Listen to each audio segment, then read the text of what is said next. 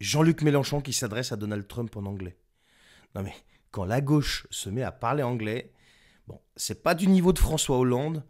Écoutez, ça vaut quand même le coup. Écoutez, on en parle juste après. Mr. President, I have a message for you. Unfortunately, you do not speak French.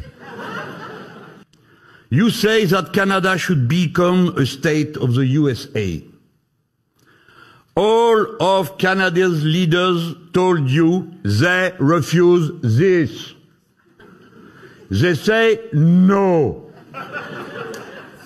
And no means no in English as in French. No. Right now, we are supporting Ukraine, which has been invaded by Russia.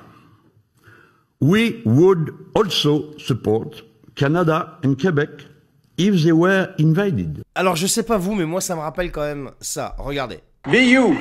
Be proud of you because you can do what we want to do. Bon, vous avez vu que c'est terrible quand même. Les oreilles qui saignent. Pour ceux qui sont anglophones, qui parlent couramment anglais, on a les oreilles qui saignent. Ouais. Message, Canadies, Leaders, Invaded, Russia. Mais à votre niveau, alors il y en a qui vont me dire là, ouais, mais il essaye au moins lui, tu vois, je sais pas quoi. Non, non, je suis désolé, non, non. À leur niveau, tu vois, à ce niveau-là, je parle de Jean-Luc Mélenchon là, l'autre Flamby, laisse tomber. Je parle de Jean-Luc Mélenchon à son niveau, quand on est un leader et quand on a des aspirations, tu vois, à devenir par exemple président de la République, eh bien il faut être quand même bilingue. Il est ce qu'il est, Macron. Mais Macron, c'est une pipelette en anglais. Vous avez vu, c'est pas souvent que je le défends. Mais ce que je veux dire, c'est que quand tu veux t'adresser au président américain, déjà, je sais pas s'il te connaît en fait. Je sais même pas si tu existes. Un, deux. Quand tu veux t'adresser avec lui, même s'il te connaît pas, essaye au moins de respecter, tu vois, sa langue, quoi. Si tu veux au moins qu'il tende l'oreille. Là, il va peut-être tendre l'oreille, mais s'esclaffer, quoi. Il va tendre l'oreille pour être pété de rire, le mec. C'est tout ce qu'il va faire, c'est pas autre chose.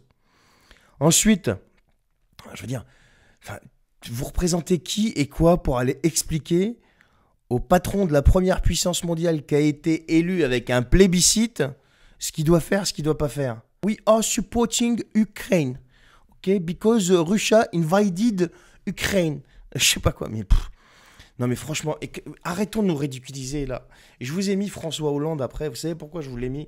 Je vous l'ai mis pour vous montrer le niveau de ridicule. Mais comment voulez-vous que les gens nous regardent? Mais comment voulez-vous être pris au sérieux avec des gens comme ça? Mais c'est pathétique quoi. Franchement, j'ai mal pour ce pays, je vous assure, j'ai trop mal pour ce pays. Parce qu'on est en train d'en rigoler tout ça. Mais la réalité, c'est que quand les autres nous regardent nos leaders, mais ils se roulent par terre, les mecs. Ils vont dire, c'est quoi ça? Ils vont dire, c'est quoi ça? L'autre, be you, for you, bro, with you, because we want to, je sais pas quoi, you, à part you, c'est tout ce qu'on a compris. Et l'autre, il veut aller donner des leçons à Trump depuis le Canada, donc depuis Montréal, le Québec. Et il est incapable de respecter au moins, pas l'intonation, si tu veux, parce que bon, quand on a un accent français, c'est difficile d'avoir la super intonation d'anglais, mais au moins pas éclater les mots, quoi. Je veux dire, voilà. Je sais pas qui le conseille, mais les mecs, faites votre boulot, quoi, faites votre job. Donc voilà, j'ai trouvé ça un peu comique, je voulais partager, mais franchement, ça me fait mal pour la France. Allez, bonne journée.